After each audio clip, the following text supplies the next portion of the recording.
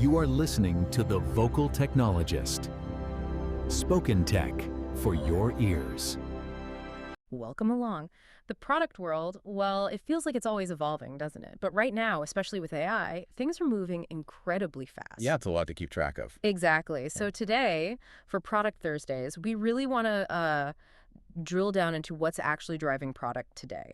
We'll look at AI's impact, sure, but also, the fundamentals like understanding your market and measuring what matters. And our goal here is really to pull out the practical stuff, the insights you can actually use day to day to make sense of all this complexity in product development and strategy. Okay, so let's jump right in. First up, generative AI. I found this idea of its three faces really interesting.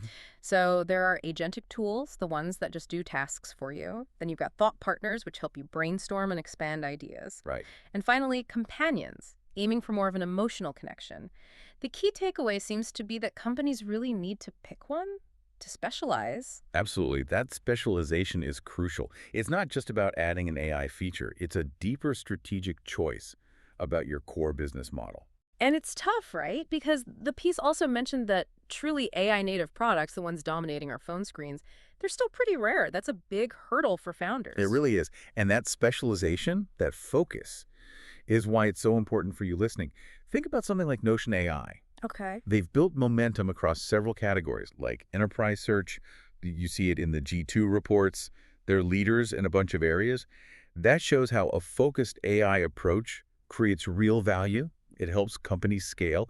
We see high performers like Ramp, OpenAI, Cohere using tools like Notion effectively because of that clarity. So focusing helps cut through. Makes sense. But okay, let's shift gears a little. Beyond the AI hype, there's this really fascinating point about understanding who you're building for. Yes, the target market piece. Right. And the idea that your target market isn't just a demographic anymore. Forget age and location, kind of. Well, not entirely, but the emphasis shifts. Exactly. It's about shared needs, shared behaviors, motivations. The real test. Would your best customers actually connect with each other's testimonials? That's a great litmus test. Yeah. And it feeds directly into the idea that product market fit, it's a team sport. Totally. It needs that deep alignment between product and your go-to-market teams. Constantly. Which really pushes product managers, doesn't? Are you truly getting to the why? Why are your customers doing what they're doing? Or are you just ticking demographic boxes? Precisely. And this thinking, it extends to how we view our own resources too, like capacity. Yeah. Capacity is not just time. I like that framing. It's more than hours, right? It's a whole system. It's shaped by past investments, team dynamics, all that stuff. You have to look beyond just the clock to measure if you're truly being effective. That's a huge mental shift. Okay, so if capacity isn't just hours, how do we measure success effectively? Which brings us neatly to, well, the foundations: strategy, OKRs, KPIs. A classic trio. Right. And the hierarchy seems critical here. Strategy points the way. OKRs set the goals to get there. KPIs measure the value you're creating along the way. And if you don't have that strategy piece locked down, then the rest just falls apart, basically. They lose their meaning. And another key point was focusing on outcome OKRs. Measuring behavior change. Exactly. Not just listing business wishes, but measuring if your users are actually doing something different, something better because of your product. Like with Google Nano Banana, allowing quick image edits using natural language, that's a tangible user outcome. It is. And it's fascinating how often teams get this sequence wrong.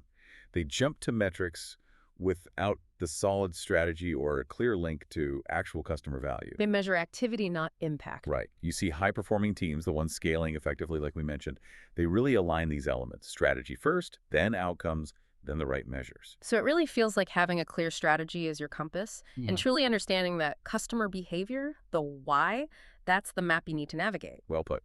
Okay, as we wrap up our chat today, maybe here on The Vocal Technologist, it's clear the product world requires, well, constant adaptation. You need that sharp eye on tech like AI, but fundamentally. Fundamentally, it comes back to a deep human understanding of your users. Couldn't agree more. Which leaves us with a thought, maybe a question for you listening. We know growth is hard. Targets always go up. Internal hurdles pop up. Organizations can sometimes feel like they block progress. The 11 hard truths, yeah. Right. Despite all that, do you still believe that a truly great product is ultimately the engine that drives the best growth? Right.